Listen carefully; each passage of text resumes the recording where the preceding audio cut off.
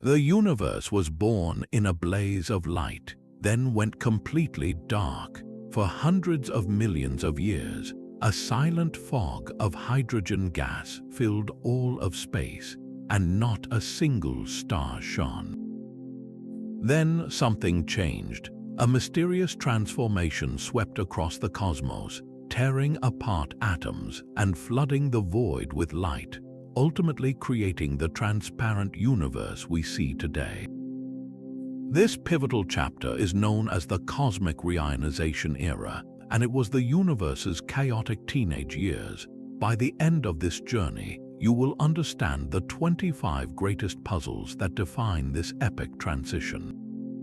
We will uncover what strange objects first pierced the darkness and why the timeline of this event is a cosmic detective story full of conflicting clues. What do you think is the most surprising thing waiting for us in the universe's ancient past? This profound darkness was not destined to last. A spark had to catch somewhere in that endless void, a first flame to begin burning away the cosmic fog. This brings us directly to our first great mystery, the very ignition of the universe. What were the objects that first pierced the silent dark and began the process of cosmic reionization? The leading suspects are not the familiar stars and galaxies we see today. They are something far more ancient and extreme, known to astronomers as population 3 stars. The name comes from a simple classification. Population 1 stars, like our Sun, are rich in heavy elements, the metals forged in earlier stellar furnaces. Population 2 stars are older and much more metal-poor, but population 3 stars would be the true originals, the very first generation. Theory suggests they formed from the pristine gas left over from the Big Bang, a soup of only hydrogen and helium with not a single atom of any heavier element. This pure composition is crucial because without metals to help the gas cool and fragment efficiently, these first clouds may have collapsed into behemoths. We are talking about stars of staggering scale, potentially hundreds of times more massive than our Sun. They would have burned ferociously hot and brilliant blue, living fast and dying young in spectacular supernova explosions after only a few million years. Their intense ultraviolet radiation is precisely the kind of energy needed to start stripping electrons from the surrounding hydrogen, beginning the era of reionization. Yet here lies the core of the mystery. We have never directly seen a population 3 star. They remain entirely theoretical, ghostly giants predicted by our models of the early universe. Finding them or evidence of them is one of the holy grails of modern cosmology. So how do we even begin to hunt for something we have never observed? We look for the conditions that must have birthed them. This is where another invisible player enters the scene: dark matter. In the early universe, slight ripples in density, imprinted by the Big Bang itself, began to grow. Dark matter, which feels gravity but not light, clumped together first into vast, invisible scaffolds called halos. These halos acted as gravitational wells, drawing in the ordinary hydrogen and helium gas. It was within these first dark matter cocoons that the gas became dense enough and cool enough to finally collapse under its own weight and ignite nuclear fusion.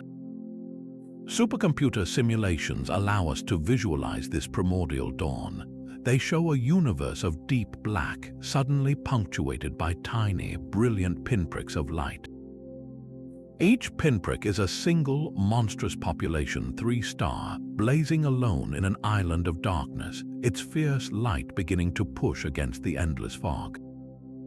These were the universe's very first candles, and their light started a chain reaction that would eventually set the entire cosmos ablaze. But if these first stars were so powerful, why is their light so elusive to us today? Their elusive nature is only the first piece of this cosmic puzzle. To understand the full story, we need to know not just what started the fire, but when it burned. This leads us directly into our second great mystery, the baffling timeline of reionization itself. When exactly did this grand transformation begin and end? You might think this is a straightforward question for astronomers, but the evidence tells two very different stories, creating a profound tension at the heart of cosmology. On one side, we have the oldest light in the universe, the cosmic microwave background.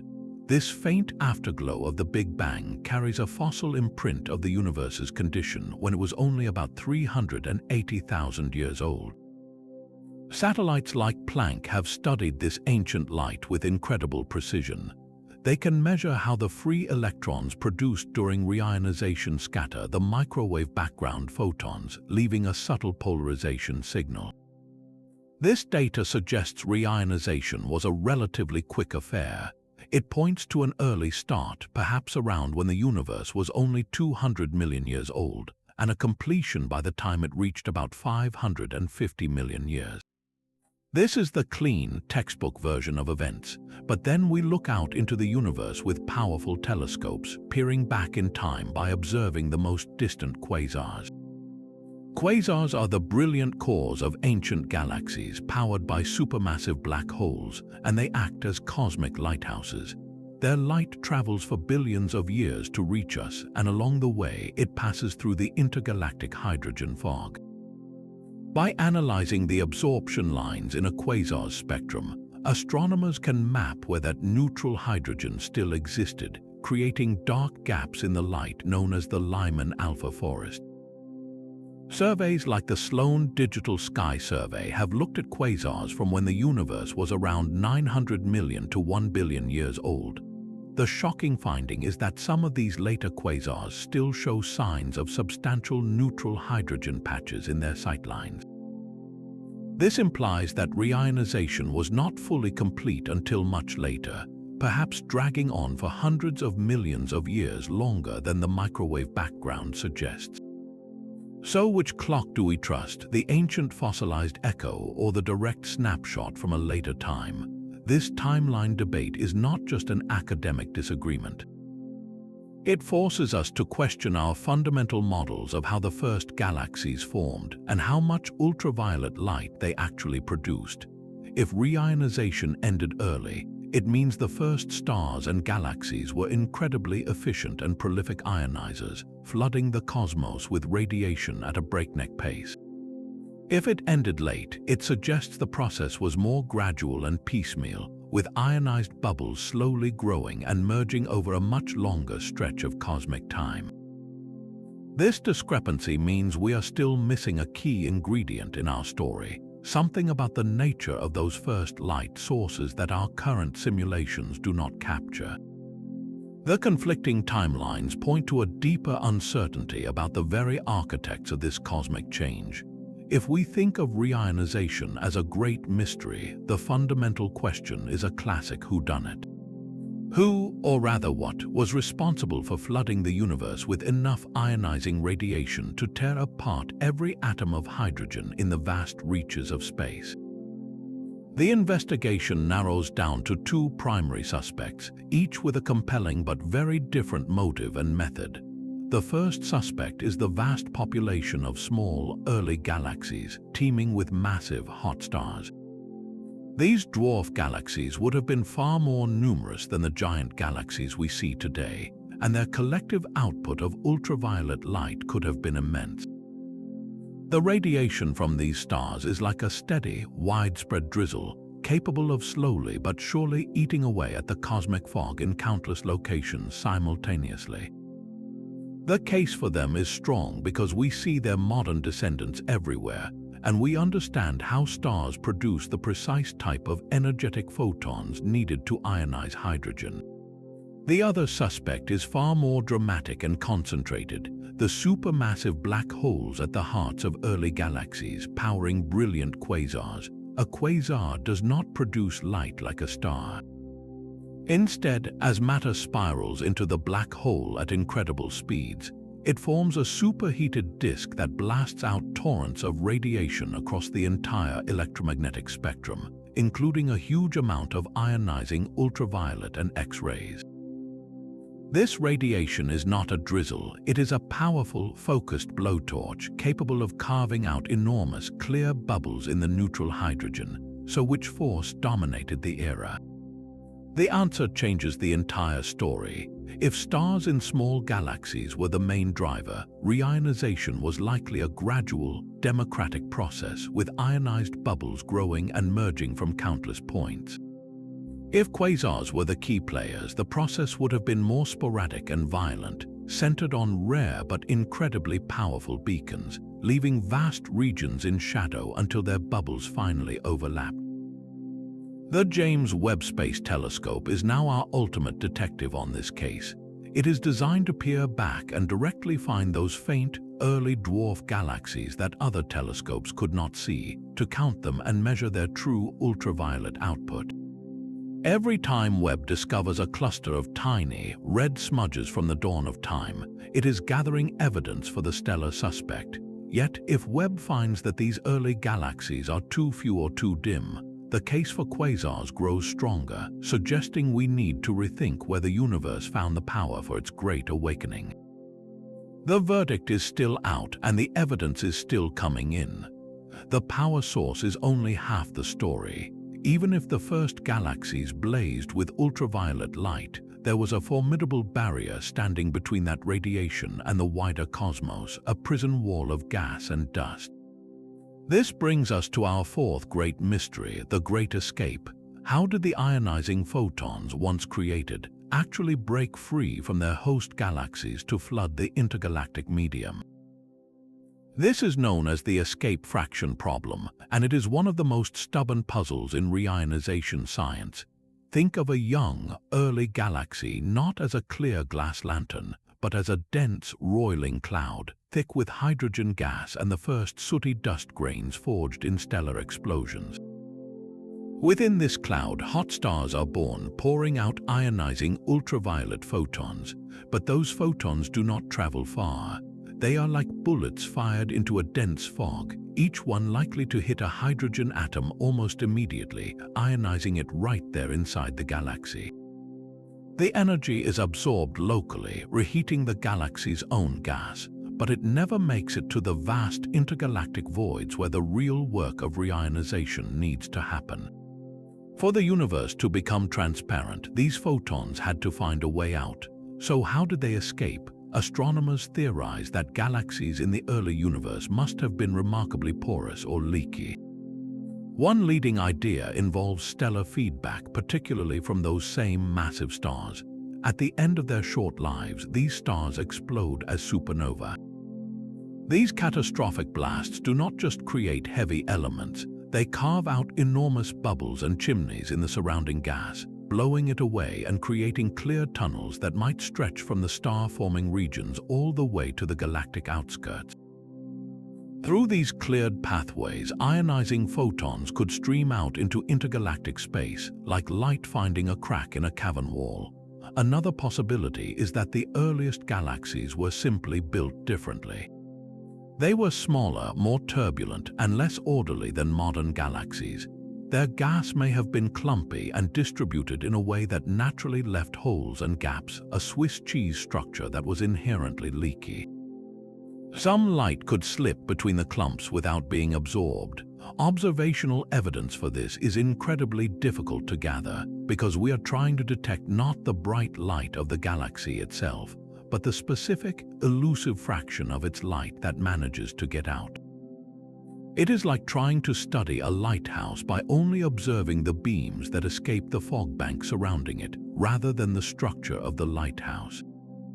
The James Webb Space Telescope is now attempting this very measurement, looking for the faint spectral signatures of escaping radiation from galaxies at the edge of time. The answer is critical. If the escape fraction was very low, say only 1 or 2% of ionizing photons escaped, then we would need an enormous number of early galaxies to account for reionization. If it was higher, perhaps 10% or more, then the job could have been done by far fewer sources. This single number, this escape fraction, holds immense power to reshape the entire timeline and cast the verdict on whether stars or quasars were the true heroes of the cosmic dawn.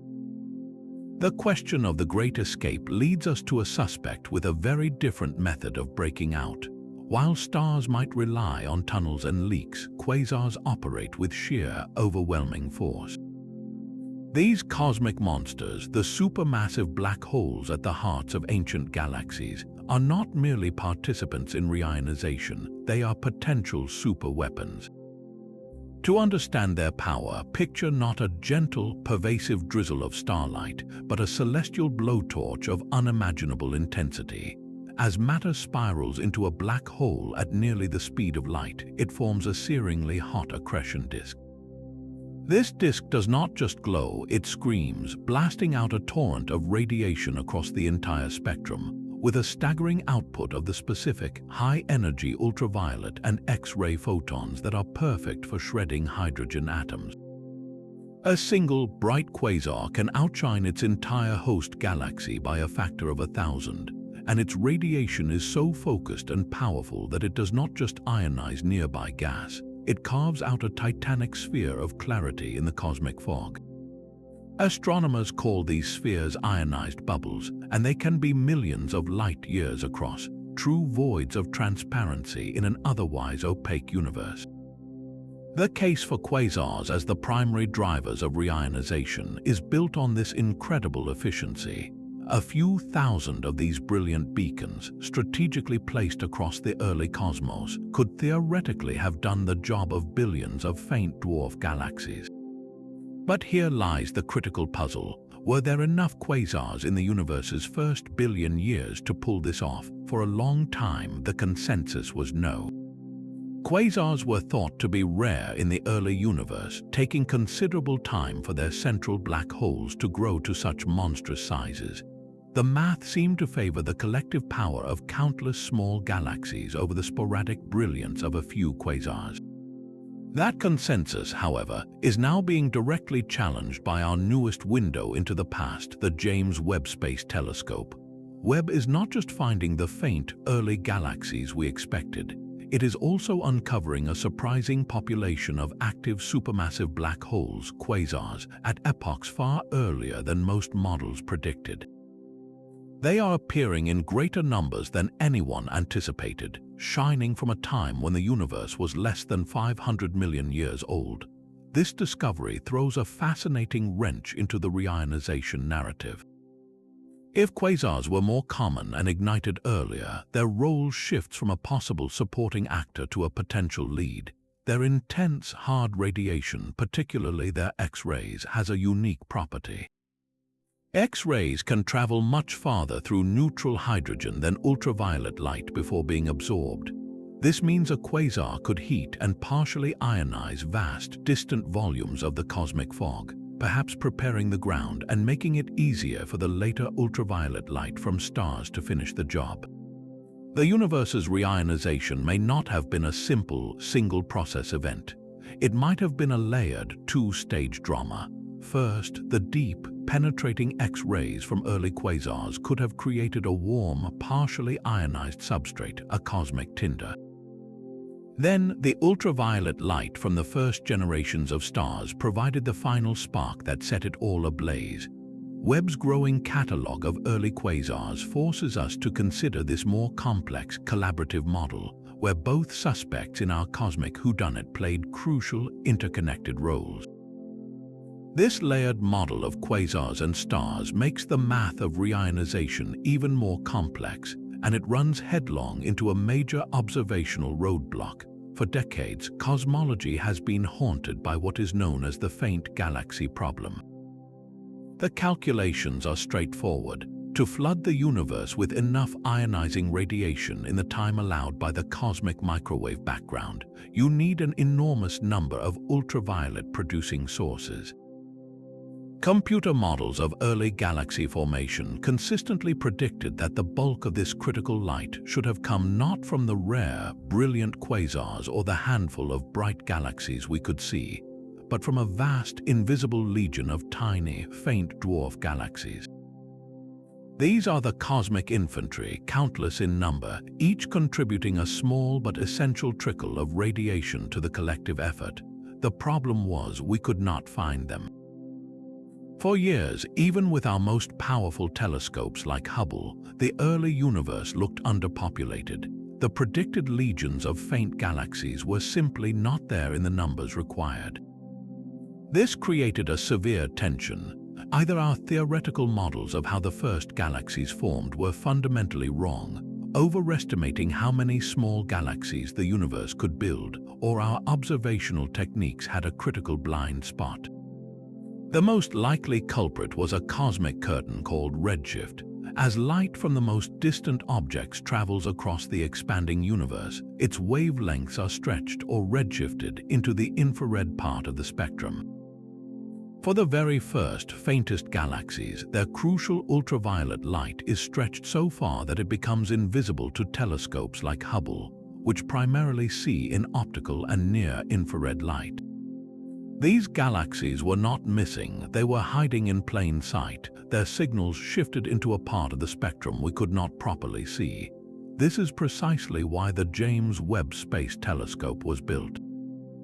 Equipped with its powerful infrared eyes, Webb is designed to pull back that cosmic curtain. Its mission is to conduct a deep, systematic census of the early universe to finally find those invisible legions. And the early results are nothing short of revolutionary. Webb is not just finding a few more galaxies, it is revealing a universe that is far more crowded and active in its infancy than we ever imagined. Where Hubble saw darkness, Webb sees a tapestry of tiny red smudges, each one a dwarf galaxy from the cosmic dawn. They are everywhere. This flood of new data is beginning to solve the faint galaxy problem, suggesting that our models were broadly correct about the population, but our technology was simply not up to the task of seeing them. Yet, with every mystery solved, a new, more subtle question emerges. Finding these galaxies is one thing, but are they the right kind of galaxies? Do they produce enough of the specific, hard ultraviolet radiation needed to rip electrons from hydrogen? The answer depends on the stars inside them, which leads us to an even more fundamental puzzle. The faint galaxies Webb is finding must be filled with stars, but what kind of stars were they? This question lies at the heart of the sixth great mystery, the stellar population puzzle. The power of a galaxy to ionize the cosmos depends entirely on the nature of the stars within it. Not all stars are created equal when it comes to producing the hard ultraviolet photons needed to strip electrons from hydrogen. A galaxy filled with sun-like stars, which are relatively cool and long-lived, would be a poor ionizer. The real workhorses are the massive, hot, O-type stars. These giants burn at temperatures of 30,000 degrees Celsius or more, and their radiation is so energetic it acts like a cosmic blowtorch. The more of these hot stars a galaxy contains, the more potent it becomes as a reionization engine. So, what was the stellar makeup of the first galaxies? Did they produce an unusually high number of these massive hot stars compared to galaxies today? Some theories suggest the early universe, with its pristine, metal-free gas, was a perfect factory for creating top-heavy stellar populations, meaning a greater proportion of stars were born as massive giants. If true, even a small, faint galaxy could punch far above its weight in ionizing power. However, other models argue that the intense radiation and turbulence in these early nurseries could have actually limited the growth of the largest stars, leading to a more normal distribution. We simply do not know. The James Webb Space Telescope is now trying to answer this by analyzing the colors and spectra of these ancient galaxies. The light we see is a blend of millions of individual stars. By carefully dissecting that light, astronomers can look for the subtle fingerprints of intense ultraviolet radiation, clues that betray the presence of a thriving population of hot, massive stars. Every spectrum Webb takes is like a forensic report on a galaxy's stellar workforce, helping us understand whether the early universe was a place of stellar giants, and finally solving the mystery of where all that ionizing power truly originated. But even with the right stars, the process of reionization did not happen like a room-wide light switch being flipped. This brings us to our seventh great mystery, the profoundly inhomogeneous nature of the era. Reionization was not a uniform, smooth transition from dark to light. It was a chaotic, patchy, and uneven process, more like watching fog burn off a landscape at dawn. Some clearings appear first around the hottest bonfires, while thick mist lingers in the low valleys for hours longer. In the cosmic context, the first sources of light, whether they were quasars or dense clusters of hot stars, acted as isolated beacons. Each one began blasting out ionizing radiation, carving out a growing sphere of transparency in the surrounding neutral hydrogen fog. These spheres are called ionized bubbles. Imagine the early universe as a vast, dark ocean, with these brilliant bubbles slowly inflating like soap suds. Initially, they were isolated islands of light in an endless sea of darkness. Over hundreds of millions of years, these bubbles grew larger and began to touch, merge, and finally overlap, weaving together the transparent cosmic web we see today. This patchiness is not just a detail, it is the central character of the story, and it creates huge challenges for astronomers. When we look at a single quasar from this era, we are looking down a specific, narrow tunnel through this bubble-filled fog. One line of sight might pass through several large, merged bubbles, showing us a relatively clear path and suggesting reionization is nearly complete. Another line of sight, just a few degrees away on the sky, might pierce a remaining wall of neutral hydrogen, making the universe look mostly opaque. This effect is called cosmic variance, and it is why different quasar spectra can tell such conflicting stories about the timeline. We are not seeing a global average, we are getting random samples from a deeply lumpy universe. To truly understand reionization, we need to move beyond these one-dimensional probes. We need a way to map the bubbles in 3 dimensions to see the full, spongy structure of the cosmic fog as it was being burned away.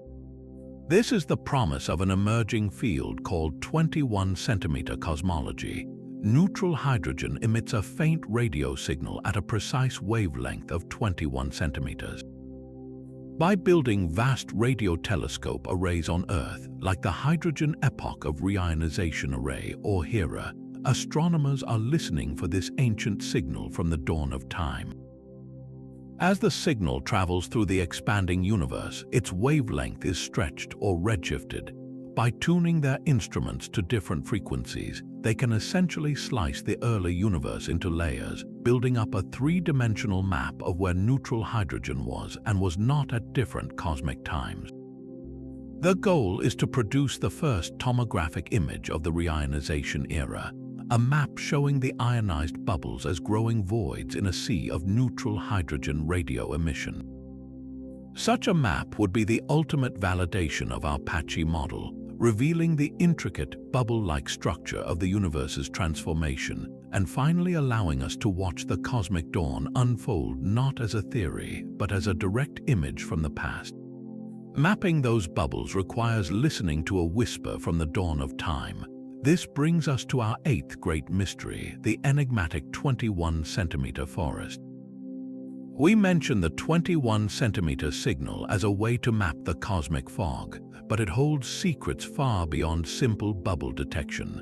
This faint radio hum from neutral hydrogen is not just a beacon, it is a cosmic barometer and a time capsule.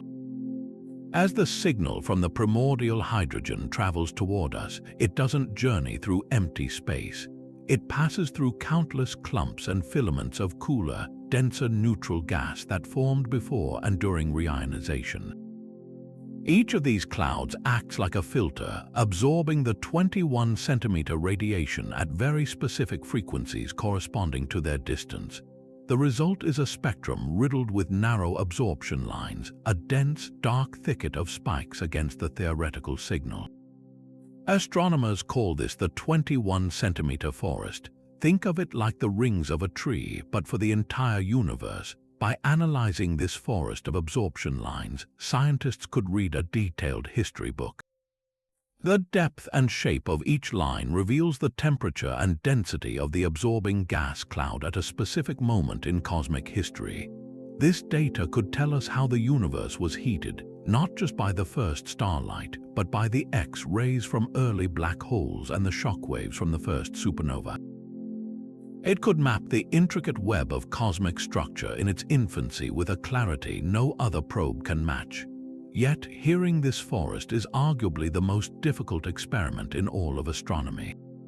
The signal is unimaginably faint, stretched and diluted by 13 billion years of cosmic expansion. It is a murmur buried under a cacophony of noise. The greatest interference does not come from space but from our own planet. Human-made radio transmissions, from television broadcasts to satellite communications, drown out the cosmic whisper. Even our galaxy's own radio hum is millions of times louder than the target signal. To have any hope, astronomers must go to the most remote radio-quiet deserts on Earth, like the high plains of South Africa or the outback of Western Australia.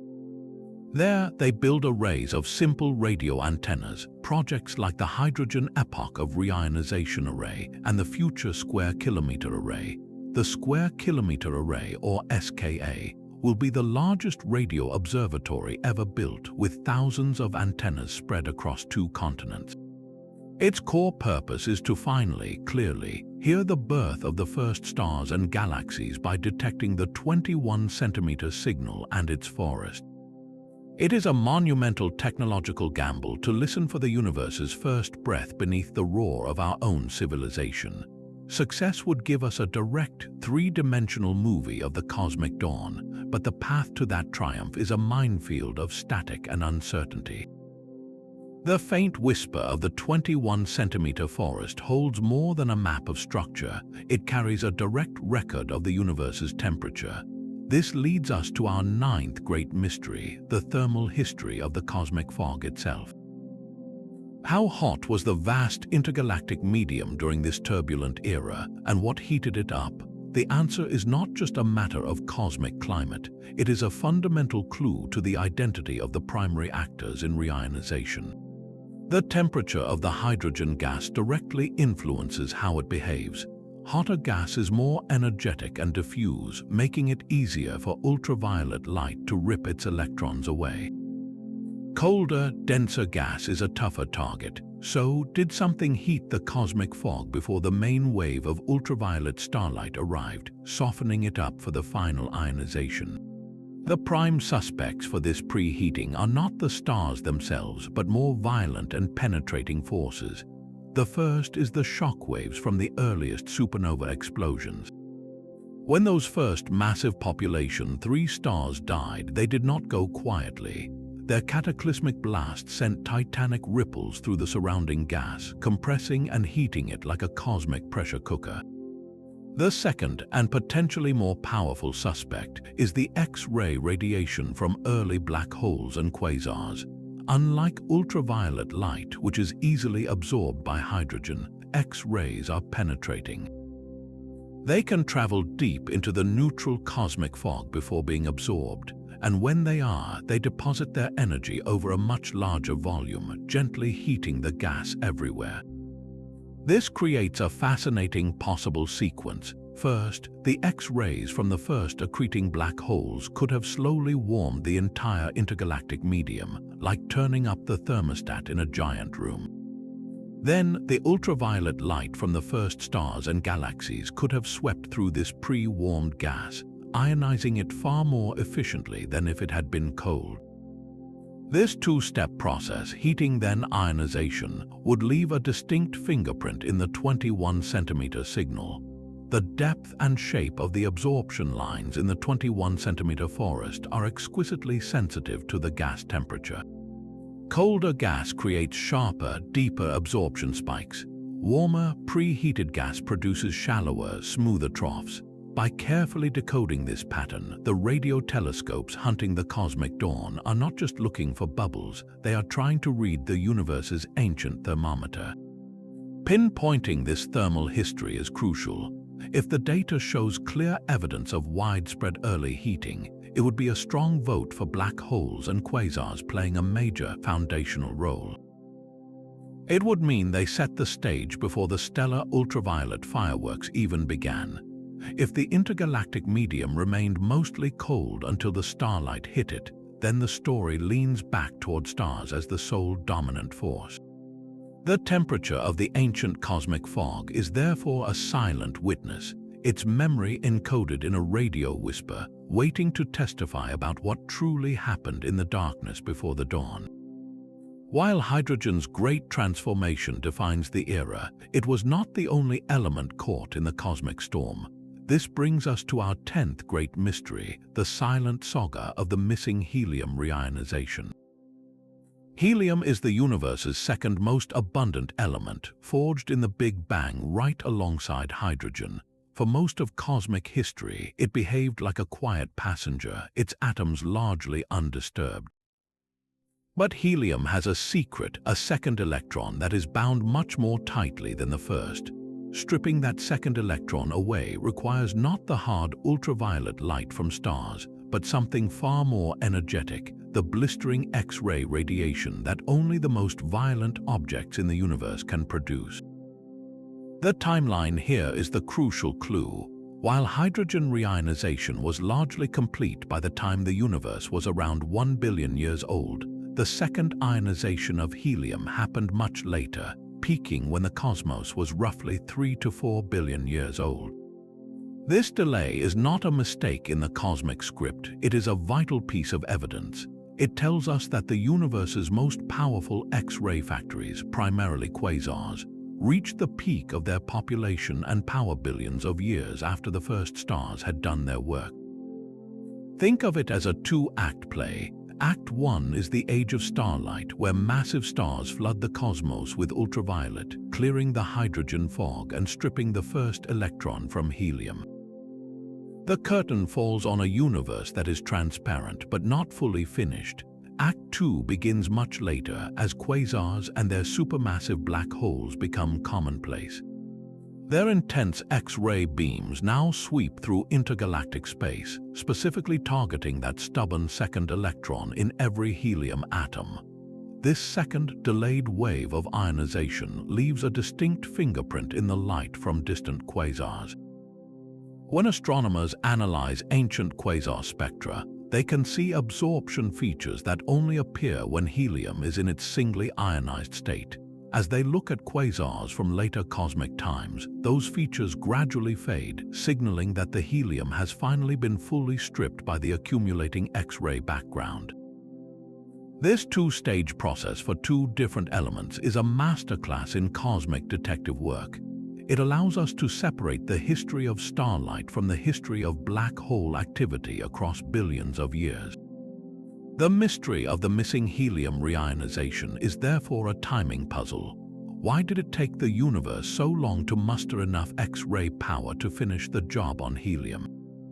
The answer lies in the growth cycle of the supermassive black holes themselves. Building a quasar requires funneling enormous amounts of gas into a galactic center, a process that takes time.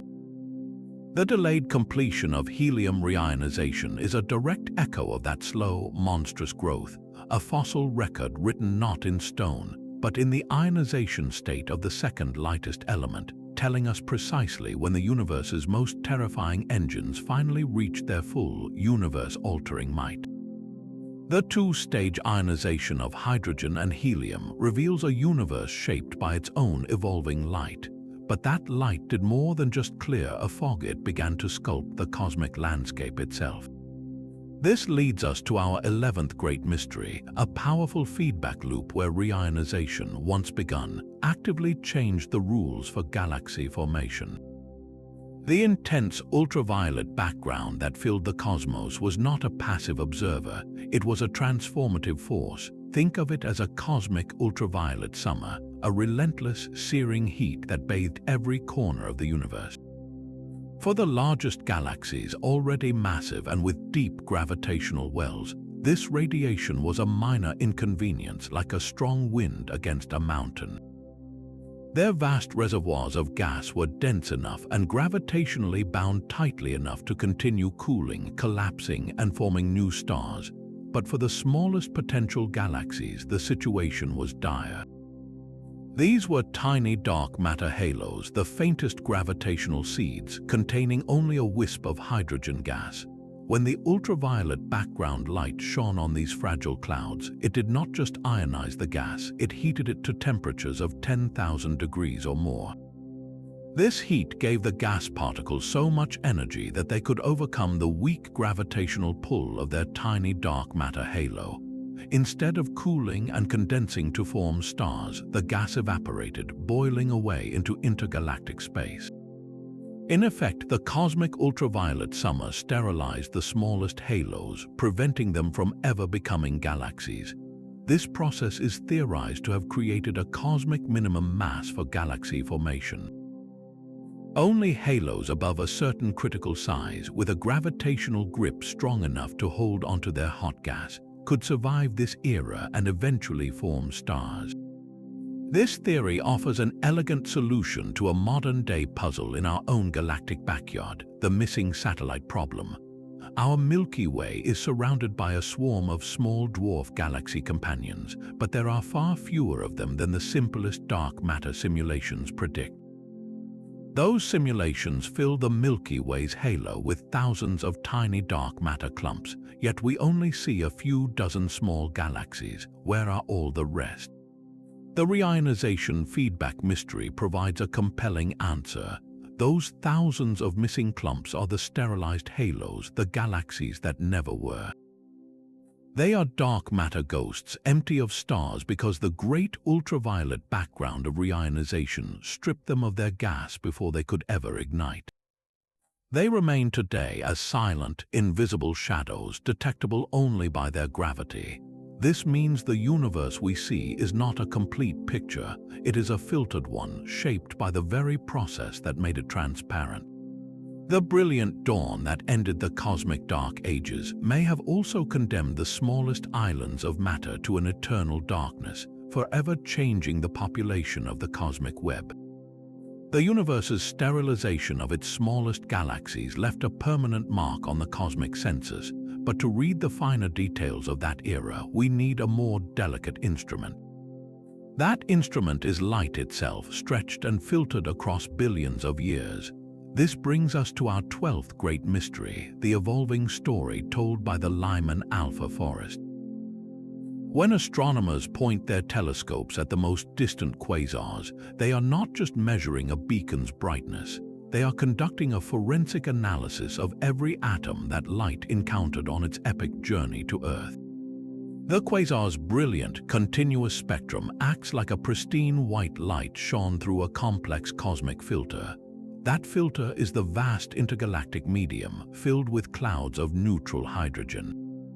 Hydrogen atoms are voracious consumers of a very specific shade of ultraviolet light, known as Lyman alpha radiation. As the quasar's light travels through space, any cloud of neutral hydrogen it passes through will greedily absorb that precise color, leaving a dark, narrow gap in the spectrum at the wavelength corresponding to that cloud's distance. The result is not one or two lines, but a veritable thicket of them, a dense forest of dark absorption spikes superimposed on the quasar's rainbow. This Lyman alpha forest is one of cosmology's most powerful archives.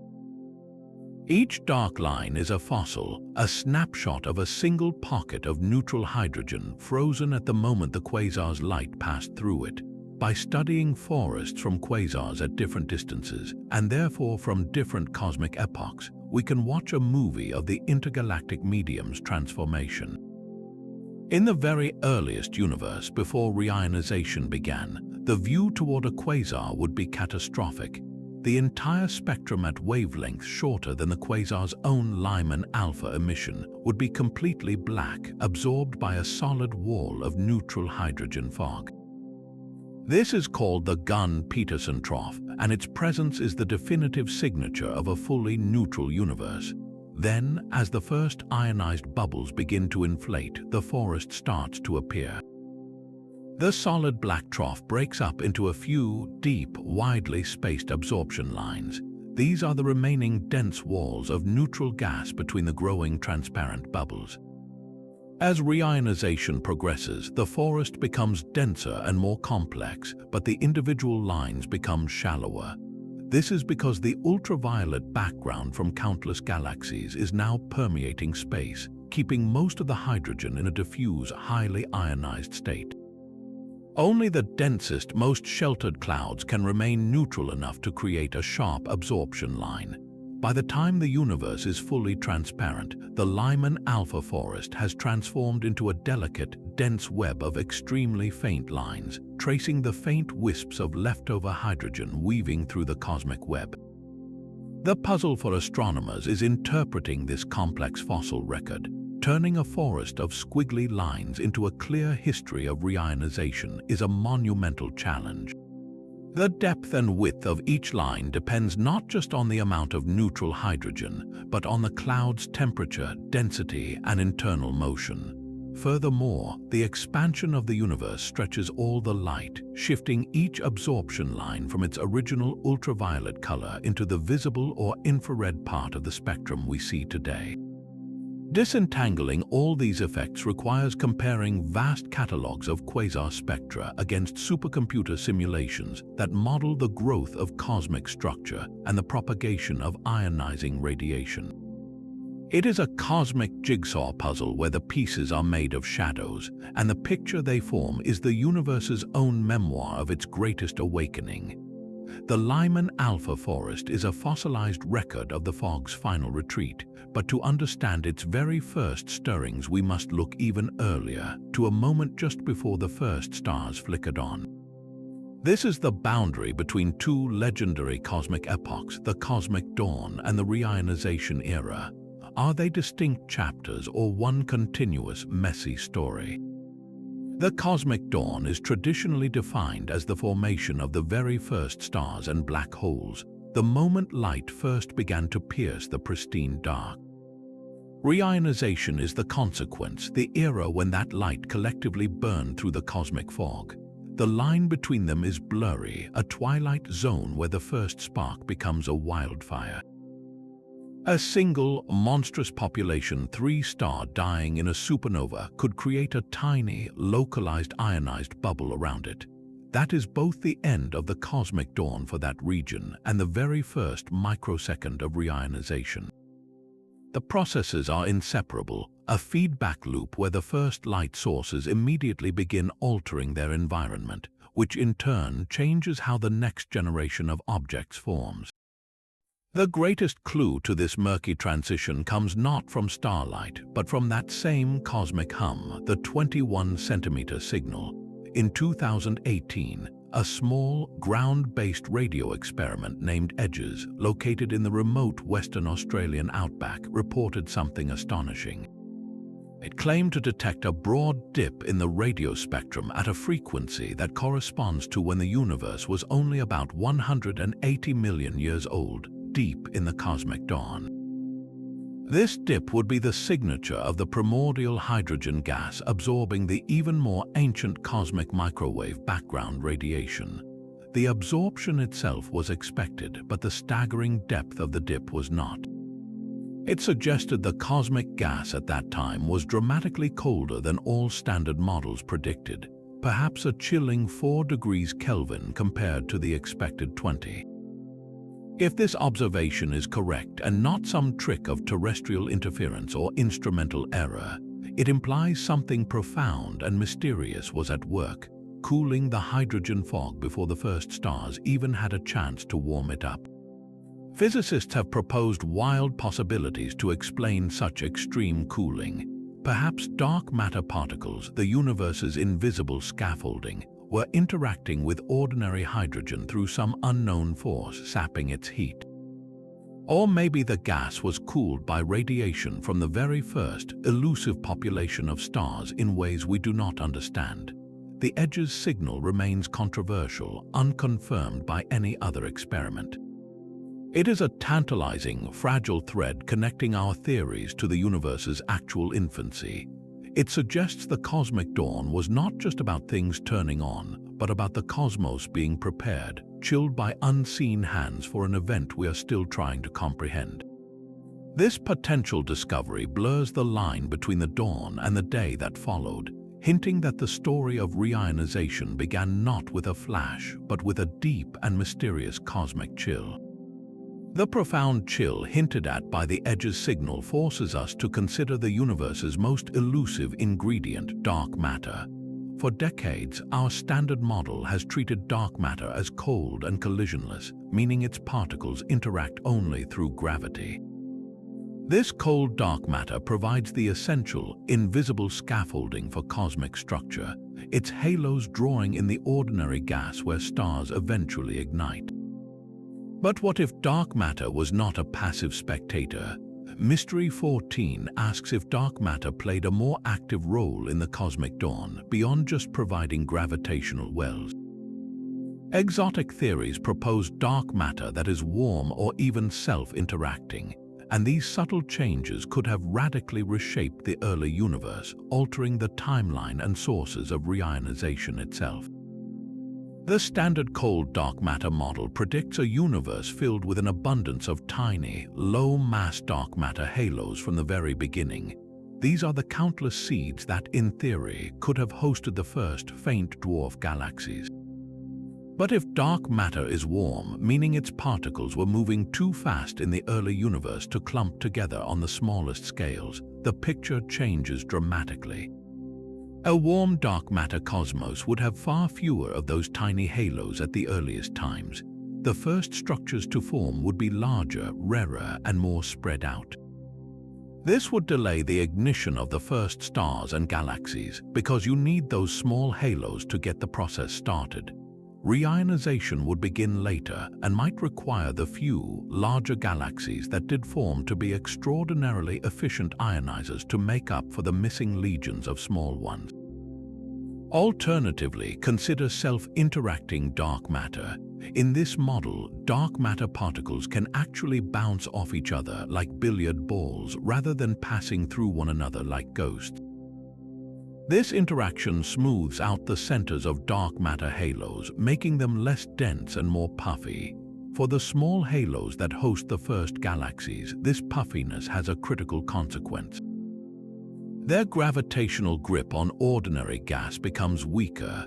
When the searing ultraviolet background of reionization finally switches on, that hot gas could be stripped away even more easily than in the cold dark matter model.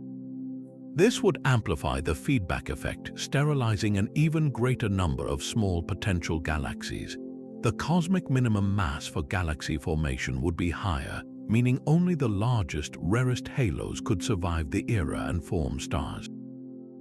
In such a universe, reionization would be driven by a smaller number of more massive, brighter sources, potentially shifting the balance of power away from countless faint dwarfs and toward the ancestors of today's giant galaxies and their central black holes. The evidence for these exotic possibilities is still indirect and debated.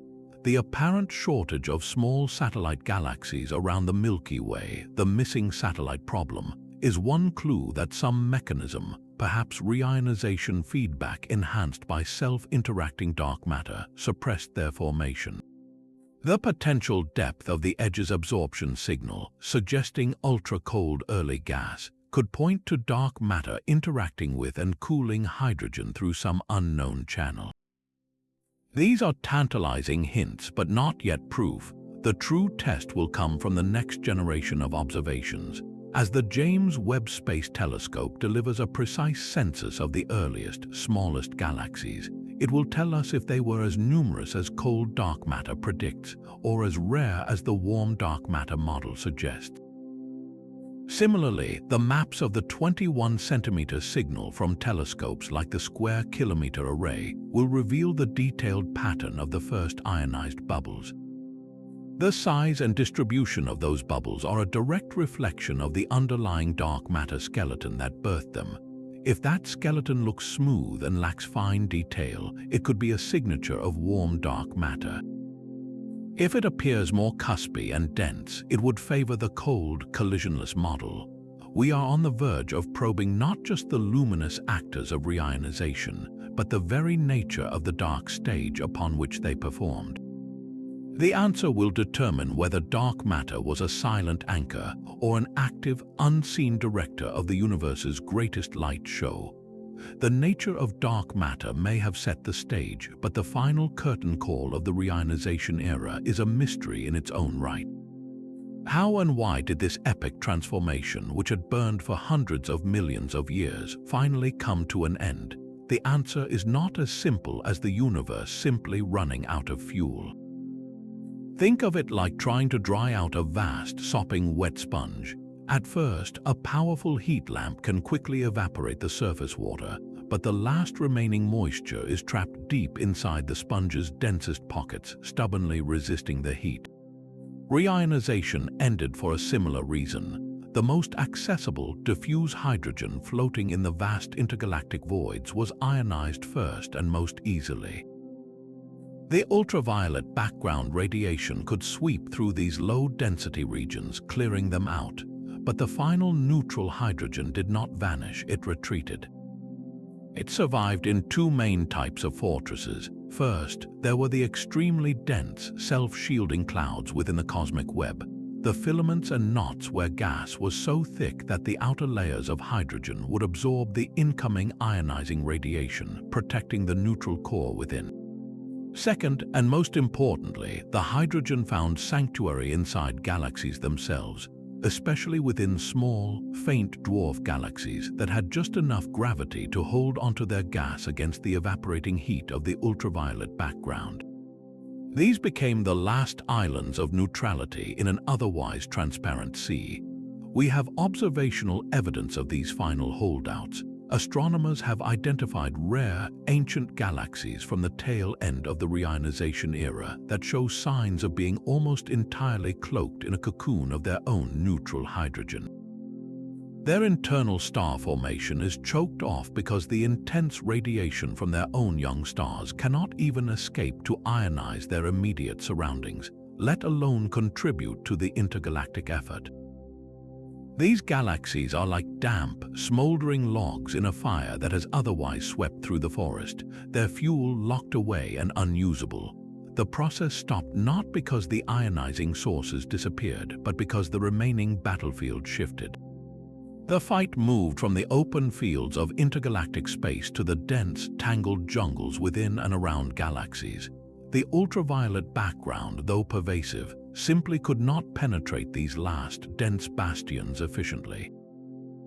Furthermore, the major ionizing sources themselves were evolving. The frenetic pace of star formation in the earliest, most massive stars began to settle down. The universe's stellar population matured, producing a greater proportion of longer-lived, less intensely ionizing stars like our Sun. The golden age of quasars also peaked and began its slow decline. So, the flood of new ionizing photons gradually diminished while the hardest targets remained. The end of reionization was therefore a stalemate, not a total victory. It was the moment the cosmic balance tipped, when the rate of new ionizing photon production could no longer outpace the rate at which hydrogen atoms in the expanding universe were recombining in those last dense shelters. The universe became transparent, but not perfectly so. These final neutral islands are a crucial reminder that reionization was a statistical process, declared complete when 99% or more of the hydrogen was ionized, but never achieving 100% perfection. Their existence tells us that the cosmic dawn did not end with a uniform, brilliant sunrise, but with a dappled light finally reaching through the last remaining branches of a dense and ancient forest. The final neutral islands were not just fortresses of hydrogen, they were also vaults sealing away the universe's first treasures. The cosmic dawn was not only about light tearing atoms apart, it was also about the very first creation of the elements that make up our world. This brings us to our 16th great mystery, the metal pollution problem. While ultraviolet radiation was reionizing the cosmos, a parallel, equally profound transformation was underway, a chemical reionization of the universe's elemental makeup. The first generation of stars, those massive population 3 giants, were cosmic alchemists. Born from pure hydrogen and helium, they forged heavier elements, or metals as astronomers call them, in their nuclear furnaces. When these stars died in cataclysmic supernova explosions, they did not just release light, they blasted these newly forged metals carbon, oxygen, silicon, iron out into the surrounding void.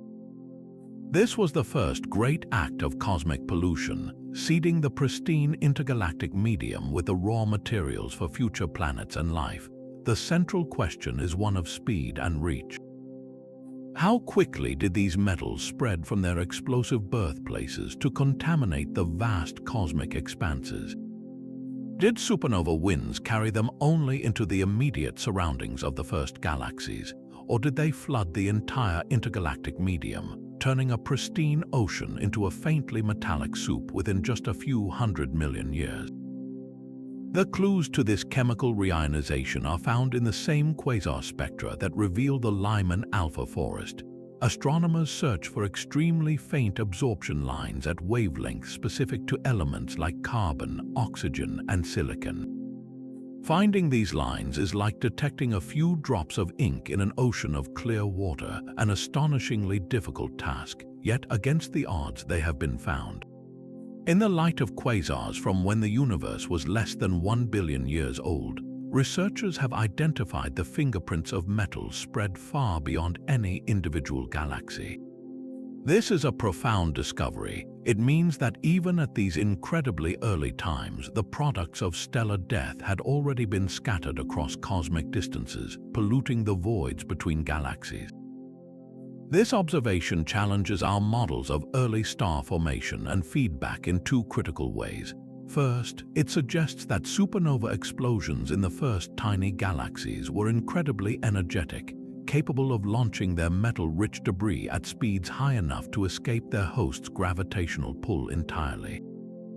These were not gentle puffs of wind, they were galactic-scale hurricanes. Second, the widespread presence of metals implies that the process started very early and was very efficient. The first stars must have formed and died in enormous numbers, and their explosive feedback must have been a dominant force in shaping not just their own galaxies, but the entire intergalactic environment. This metal pollution is deeply linked to the ultraviolet story. The same supernova that spread metals also carved out the bubbles and tunnels that may have helped ionizing photons escape their galaxies. The metals themselves change the physics of the cosmos. When gas contains even a tiny trace of heavy elements, it can cool much more efficiently. This means that the second and third generations of stars born from this slightly polluted gas could form differently, smaller, cooler, and longer-lived than their monstrous predecessors. The spread of the first metals did not just pollute the universe, it fundamentally changed the rules of star formation, setting the stage for the more stable, diverse cosmic era that would follow. The mystery lies in reconciling the speed of this chemical pollution with the timeline of reionization. Did metals flood the cosmos before the ultraviolet background reached its peak, or after? The answer will tell us whether the universe's first stars died in isolated, dramatic bursts, or in a coordinated, universe-wide storm that simultaneously lit up the darkness and salted the void with the seeds of everything to come. These final neutral islands and their metal-poor stars are not just relics, they are the key to a modern cosmic puzzle right in our own galactic backyard. The chemical legacy of the first stars ties directly into a profound question about the Milky Way's family. Our galaxy is not alone, it is orbited by a swarm of small satellite galaxies like the Large and Small Magellanic Cloud. According to our most sophisticated supercomputer simulations of cosmic structure, this family should be much larger. The cold dark matter model predicts that thousands of small dark matter clumps or halos should be orbiting the Milky Way, each massive enough to host its own small galaxy of stars. Yet when we look, we only see a few dozen. This glaring mismatch is known as the missing satellite problem. Where are the thousands of other small galaxies that should be there? The answer may lie not in the present but in the ancient past during the reionization era itself. This is the satellite galaxy conundrum, and it suggests that the great ultraviolet background that ended the cosmic dark ages may have also permanently dimmed the future of our galactic neighborhood. The theory is both elegant and brutal. In the early universe, countless tiny dark matter halos did indeed form, just as the simulations show. Many of these small halos managed to pull in a wisp of hydrogen gas, the raw material for their first stars. But then, the cosmic ultraviolet summer began. As reionization progressed, that pervasive, searing radiation flooded the entire cosmos. For the largest halos with deep gravitational wells, this was a minor challenge. Their gas was held too tightly to be easily stripped away. But for the very smallest halos, those destined to become the faintest satellite galaxies, it was a catastrophe. The ultraviolet photons did not just ionize their gas, they heated it to temperatures of 10,000 degrees or more. In these tiny, fragile halos, gravity's grip was weak. The heated gas particles gained enough thermal energy to simply evaporate, boiling away into intergalactic space like steam from a shallow puddle. Star formation in these halos was strangled before it could truly begin. They were left as dark matter ghosts, invisible halos completely devoid of stars, orbiting within larger galaxies like the Milky Way to this very day. The satellites are not missing, they are just dark. We see only the lucky survivors, the satellite galaxies that were either massive enough to withstand the ultraviolet onslaught, or that formed most of their stars after the peak of reionization had passed. This elegant solution does more than solve a modern puzzle. It provides a crucial test for our entire understanding of the early universe. The number and brightness of the satellite galaxies we see today are a direct fossil record of the intensity and timing of the ancient ultraviolet background. If our models of reionization are correct, they should precisely predict the population of satellites we observe. Interestingly, as our telescopes have improved, we have begun to find more and more ultra-faint dwarf galaxies around the Milky Way, each containing only a few thousand ancient stars. These are the borderline cases, the halos that were just barely massive enough to hold onto a tiny fraction of their gas and form a handful of stars before reionization sterilized them. Every one of these faint smudges of light is a survivor from that transformative era, a direct descendant of the cosmic upheaval that made the universe transparent. Their very existence and their scarcity is a message from the reionization era, telling us that the dawn light did not just illuminate the cosmos, it also decided which seeds of future galaxies would be allowed to grow and which would be forever left in the dark. The faint survivors of our own galaxy are whispers from that ancient era, but to hear the clearest shout from the cosmic dawn, we need to witness a cataclysm. This brings us to our 18th great mystery, the potential of gamma-ray bursts as the ultimate probes of the reionization era. Gamma-ray bursts are the most powerful explosions in the universe since the Big Bang itself. In a matter of seconds, a single burst can release more energy than our Sun will emit over its entire 10 billion-year lifetime. They are thought to be the death cries of the most massive stars or the collisions of ultra-dense neutron stars. For a brief, blinding moment, they outshine entire galaxies, becoming the brightest beacons imaginable. This staggering luminosity is what makes them so tantalizing to cosmologists. If we could catch a gamma-ray burst from the reionization era, its light would have traveled for over 13 billion years to reach us, acting as a perfect flashlight shone directly through the ancient cosmic fog. The real treasure, however, is not in the initial blast but in what follows. After the gamma-ray flash fades, it leaves behind a lingering afterglow that can shine for days or even weeks across X-ray, optical, and radio wavelengths. This afterglow is our probe. As its light journeys toward Earth, it passes through every cloud of intergalactic hydrogen along its path. Just like with quasars, the neutral hydrogen will absorb specific wavelengths, creating a Gunn-Peterson trough in the afterglow's spectrum. But a gamma-ray burst afterglow offers something even better than a quasar. It is a simpler, cleaner source of light. Quasars are powered by messy, chaotic disks of gas swirling around black holes, and their own complex structure can muddy the absorption signal. A gamma-ray burst afterglow, in contrast, is thought to be a much more straightforward fireball, providing a purer background light against which to measure the intervening hydrogen fog. Analyzing its spectrum could give us a pristine, one-dimensional core sample of the universe's ionization state at the exact moment and in the exact direction of the burst. The mystery lies in the hunt. To be useful, we need to find gamma-ray bursts from the first billion years of the universe, deep within the Reionization Era itself. This is an immense challenge. Current satellite observatories like NASA, Swift and Fermi detect hundreds of bursts a year, but the vast majority are from much later, closer cosmic times. The most distant gamma-ray burst ever confirmed occurred when the universe was about 630 million years old, placing it right in the thick of reionization. Finding more like it is a game of patience and luck, requiring rapid alerts from satellites and instant follow-up by the world's largest ground-based telescopes to capture the fleeting afterglow before it vanishes. Each one we catch is a potential Rosetta Stone.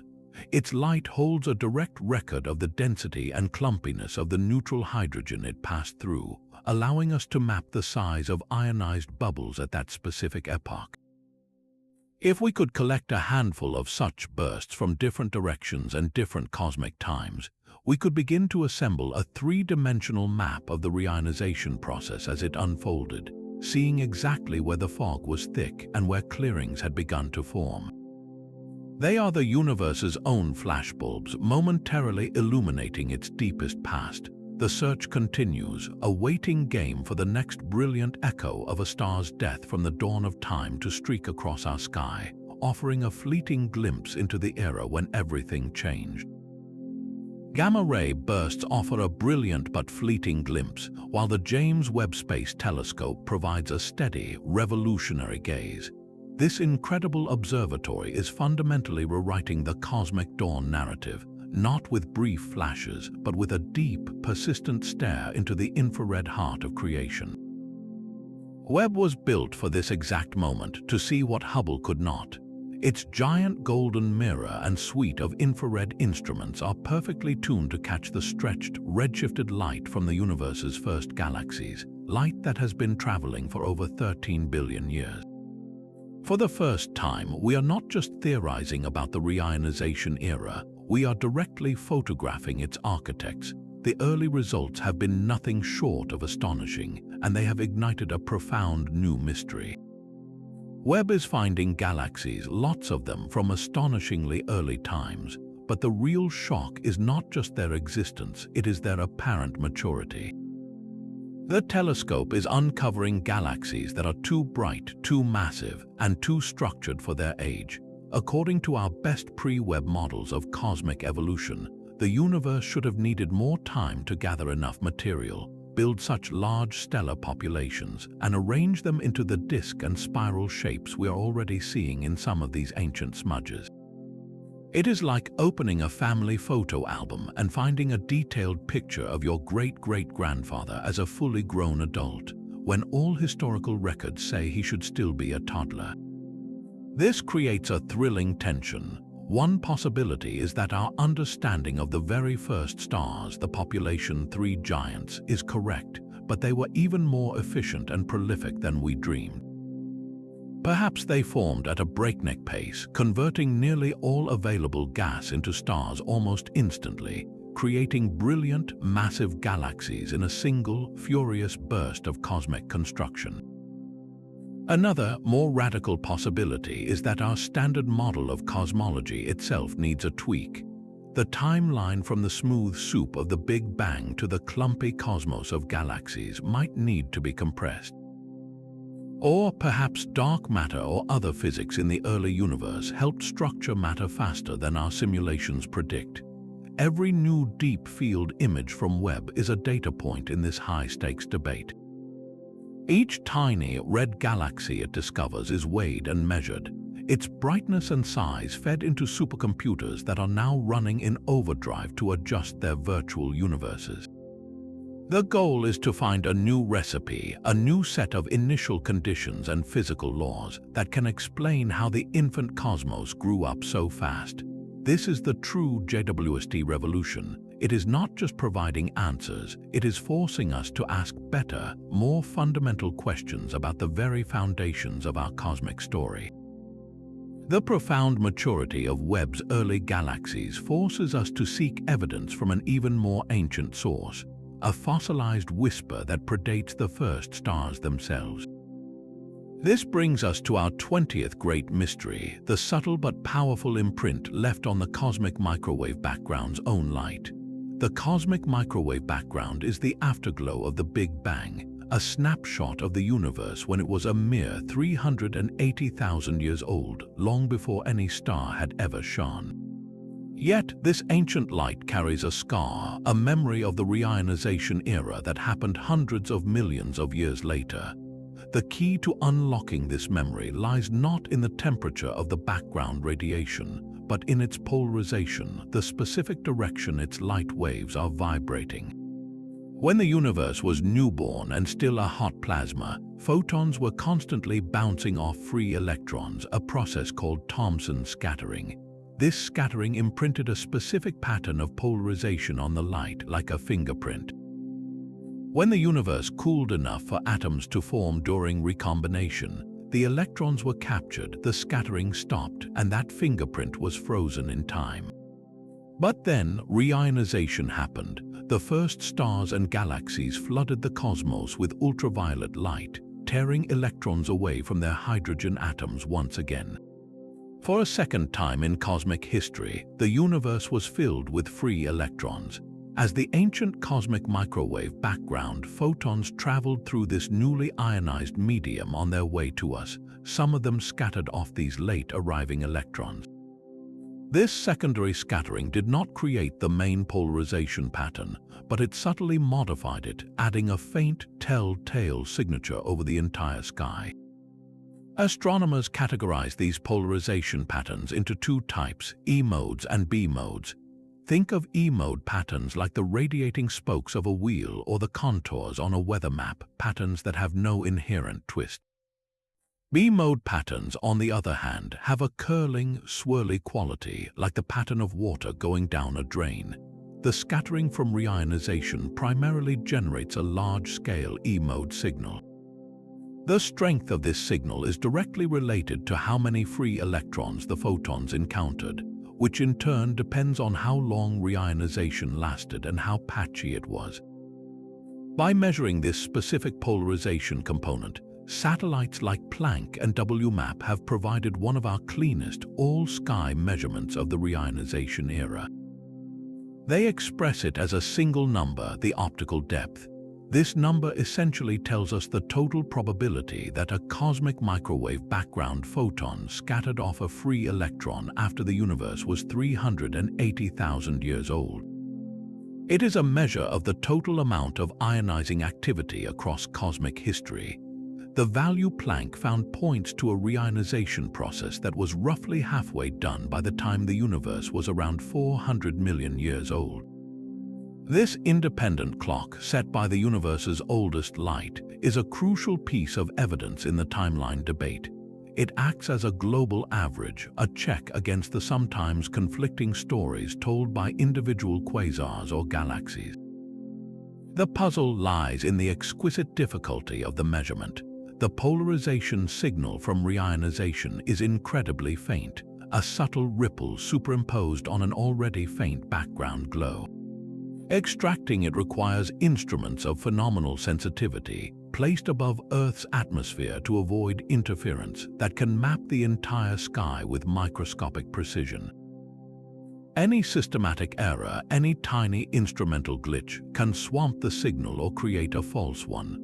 Furthermore, the reionization signal is just one layer in a complex stack. The primordial B-modes, the holy grail of cosmology, are signals from the inflationary epoch, a trillionth of a trillionth of a trillionth of a second after the Big Bang. But these can be contaminated by B modes generated later by gravitational lensing, where the gravity of cosmic structure bends the E mode patterns, twisting them into false B modes. Disentangling this cosmic knot, separating the imprint of the first stars from the echo of the Big Bang's birth pangs and the warping effect of all the matter in between, is a monumental task of statistical forensic analysis.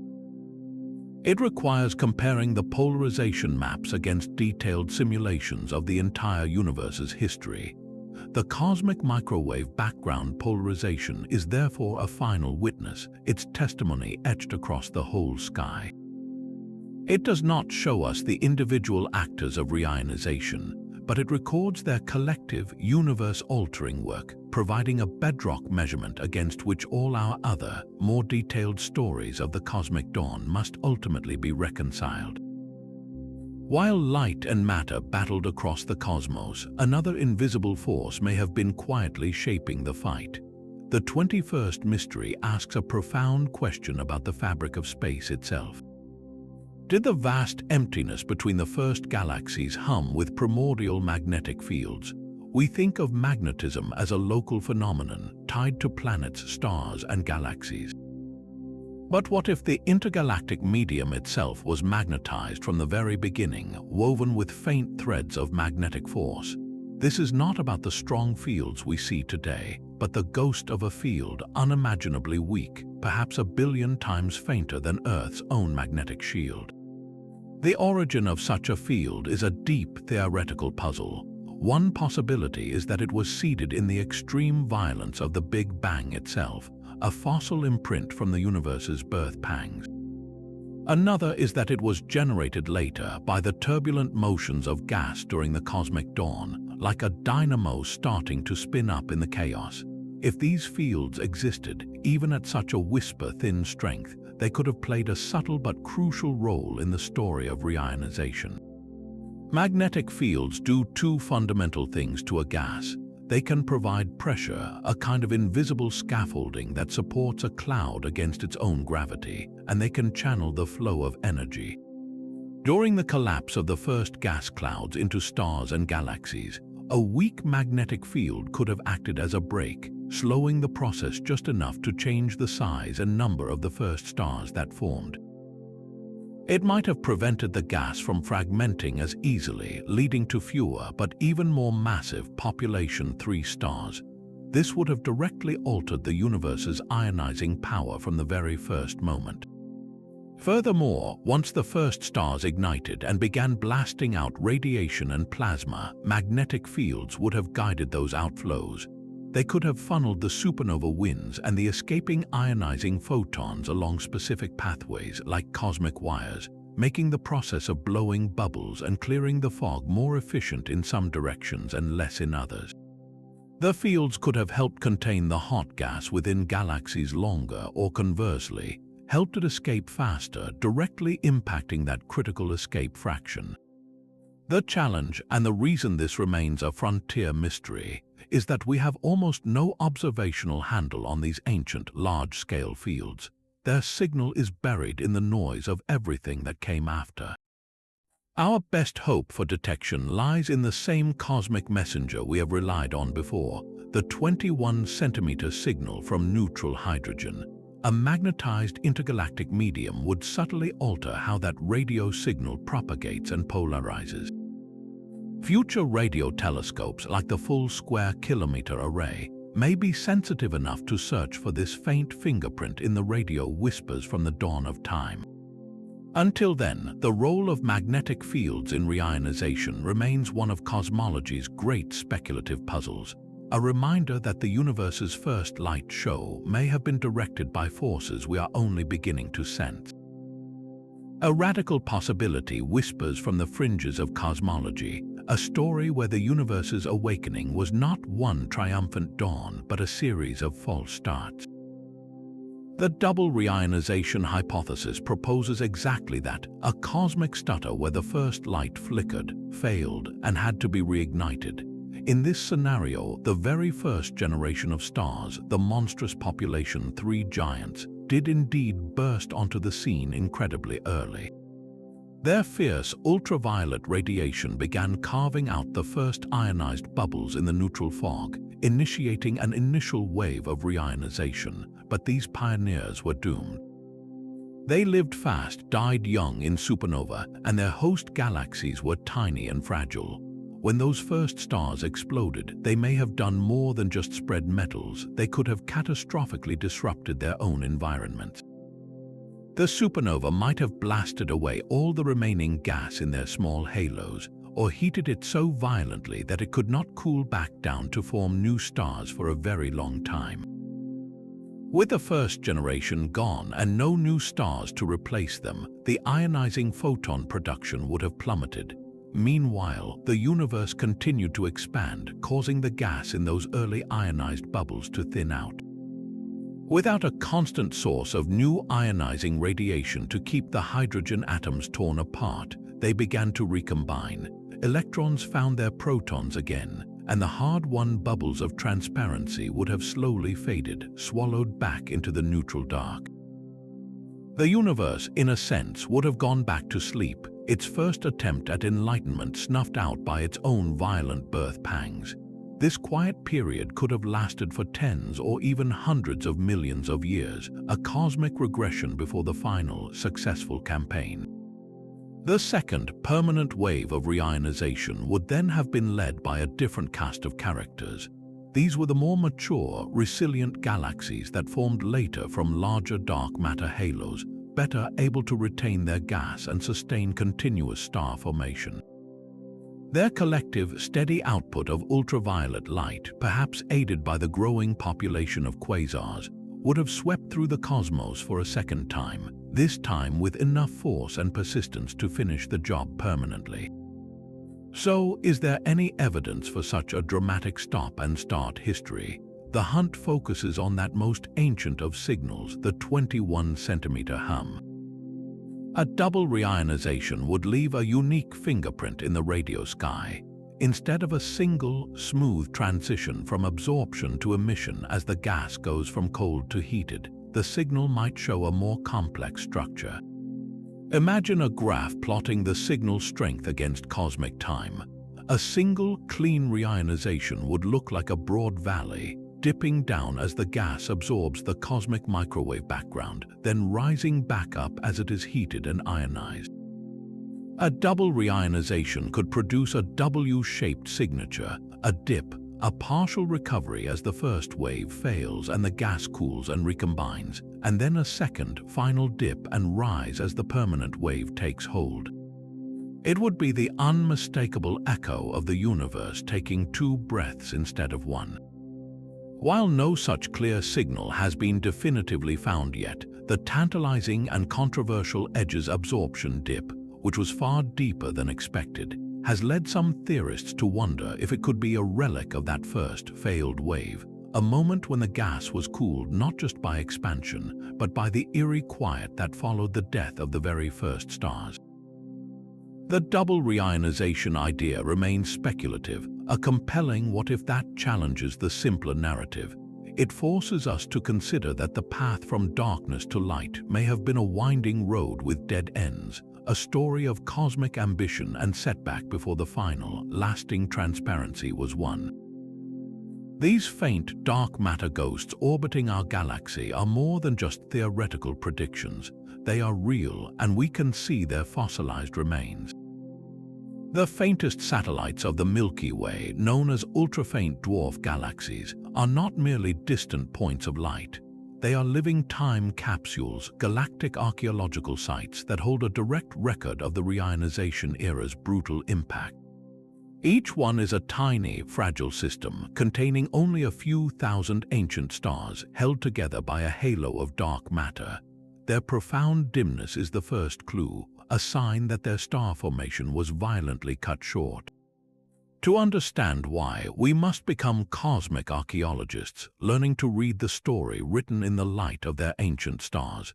The key evidence is not in the galaxy's brightness, but in the detailed composition of their stellar populations. When astronomers point powerful telescopes like the Magellan telescopes in Chile or the Keck Observatory in Hawaii at these faint smudges, they are not just taking pictures. They are capturing high-resolution spectra, splitting the faint starlight into a rainbow and looking for the precise chemical fingerprints of each star. This is stellar forensics. The first critical clue is age. By analyzing the types of stars present, astronomers can date the galaxy's star formation history. In nearly every ultrafaint dwarf studied, the story is the same. All the stars are incredibly old, over 10 billion years, and they all formed in a single, brief, initial burst. After that burst, star formation stopped completely. It is as if the galaxy's heart was frozen in time during the universe's first chapters. The second, even more telling clue is chemical purity.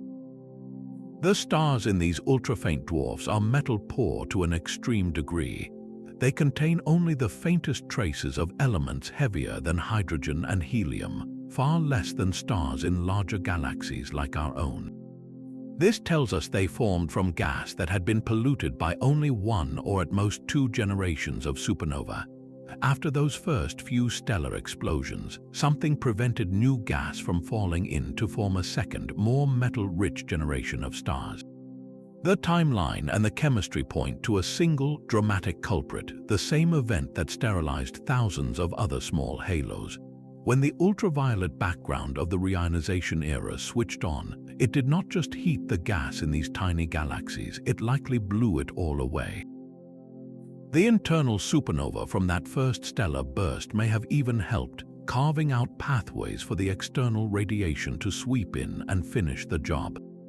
The galaxy was left a barren rock, its gas supply severed, its future stolen. The mystery for galactic archaeologists is interpreting the subtle variations in this fossil record. Not all ultrafaint dwarfs are identical. Some show a slightly more extended period of star formation, perhaps lasting a few 100 million years longer than others. This could be a map of the patchiness of reionization itself. A galaxy in a region where ionizing bubbles merged later might have enjoyed a slightly longer period of peaceful growth before the cosmic ultraviolet summer reached it. Others show different patterns of elemental abundances, hinting at the specific types of the first supernova that polluted their gas. By comparing these detailed archaeological records from dozens of these fossils, astronomers are piecing together a timeline not just of the galaxy's deaths, but of the reionization process in our own corner of the cosmos. They are reading the last diary entries of galaxies that witnessed the dawn, whose lights were extinguished by the very same brilliance that ended the universal dark age. Their silent, ancient light is a direct testimony to the transformative power of that era, a power that decided which seeds of structure would flourish and which would be forever stunted, preserved as faint ghosts from the universe's first and most dramatic spring. The story of reionization begins not with the first star, but in a fleeting instant of pure energy. To truly understand the cosmic dawn, we must trace its origins back to the universe's very first fraction of a second, to an event called cosmic inflation. This was a period of unimaginably rapid expansion, far faster than the speed of light, that smoothed and stretched the infant cosmos. As this inflationary epoch ended, it left behind a faint quantum imprint, tiny ripples in the density of matter and energy. These ripples, frozen into the fabric of space-time, were the seeds of everything to come. Every galaxy, every star, every filament of the cosmic web, and ultimately, every ionized bubble of the reionization era grew from these microscopic imperfections.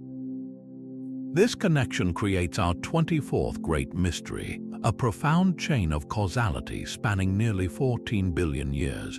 Do the subtle, statistical details of those initial inflationary ripples secretly predetermine the timing and character of reionization?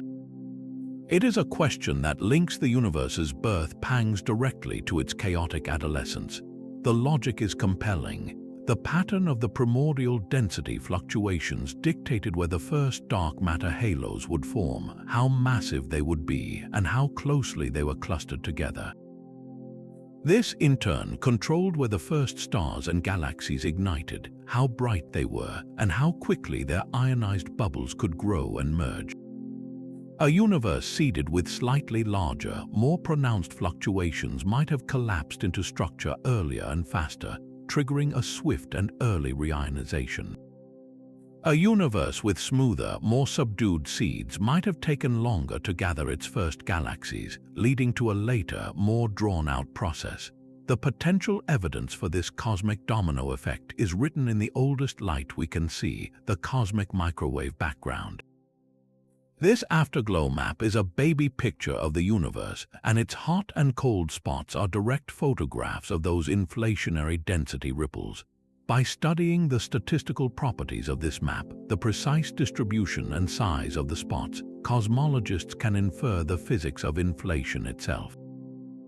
The mystery lies in whether we can also read the future in that ancient picture.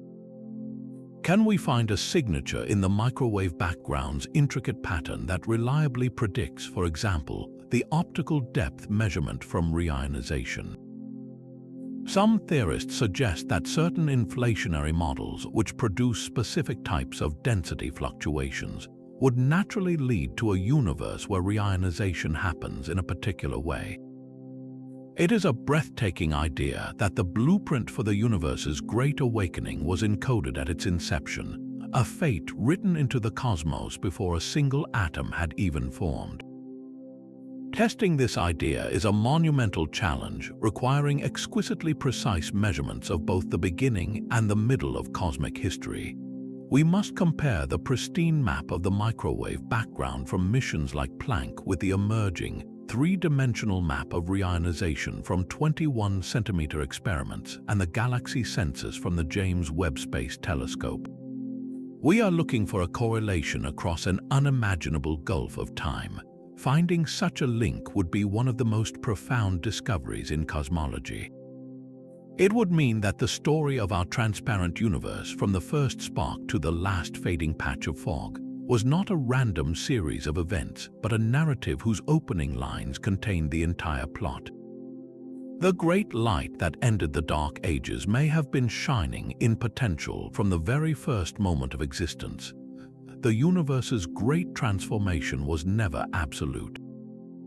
Reionization did not erase neutral hydrogen, it merely forced it into hiding. Today, the vast intergalactic voids are a brilliant, ionized plasma, but the story of neutral hydrogen did not end with the cosmic dawn.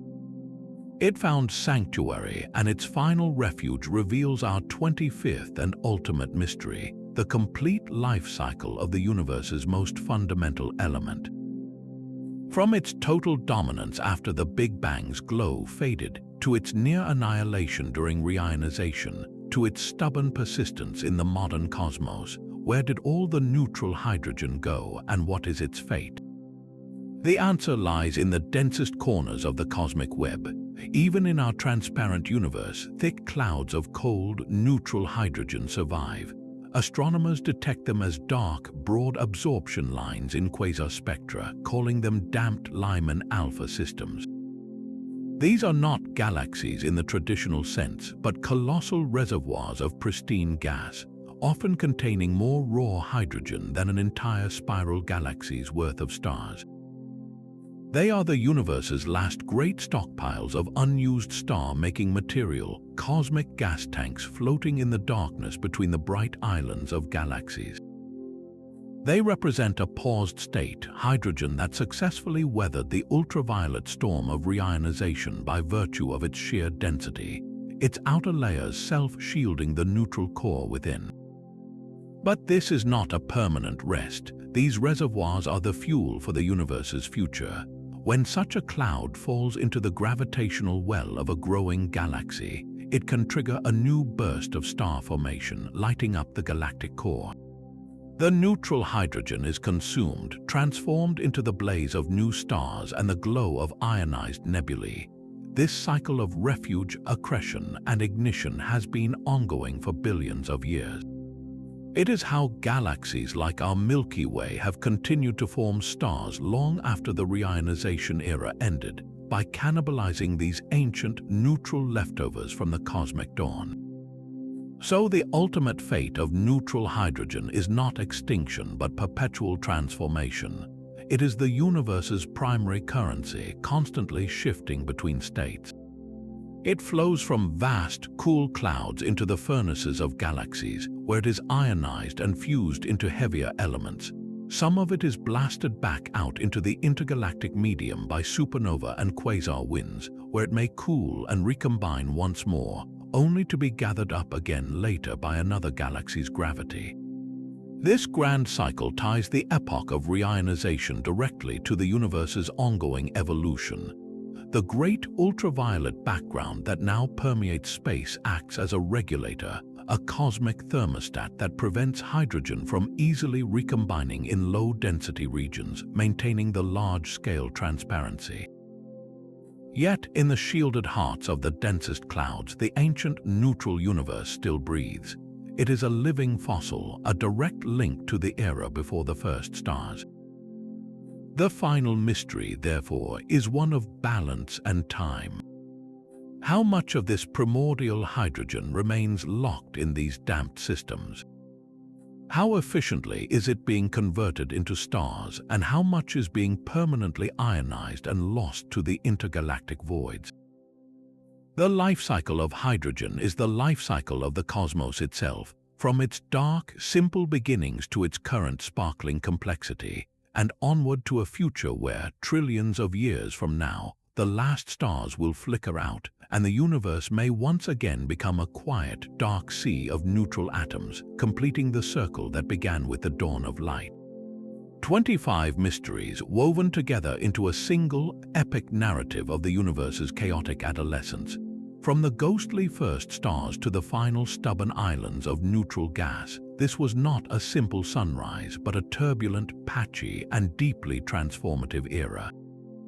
The cosmic reionization era emerges not as a footnote in cosmic history, but as the defining crucible that forged the transparent universe we inhabit today. Solving these puzzles is not the work of a single telescope or theory. It demands a symphony of modern science, the piercing infrared gaze of the James Webb Space Telescope counting the faintest galaxies, the vast radio ears of arrays like the Square Kilometre Array listening for the ancient hum of hydrogen, and the immense virtual universes created inside supercomputers where theorists test countless scenarios against the mounting evidence. It is a collaborative detective story on a cosmic scale, where each new observation sharpens the questions and guides us closer to the truth. As you reflect on this journey through the cosmic dawn, which of these 25 mysteries captures your imagination the most? Is it the hunt for the never-seen population 3 stars, the baffling timeline conflict, or the profound idea that dark matter itself may have directed the show? The answers are still being written, with new data arriving almost daily from the frontiers of space and time. To follow these discoveries as they unfold, and to join us on more deep dives into the greatest chapters of cosmic history, we invite you to subscribe. The story of our universe is far from over, and its next revelations are waiting just beyond the edge of the dark.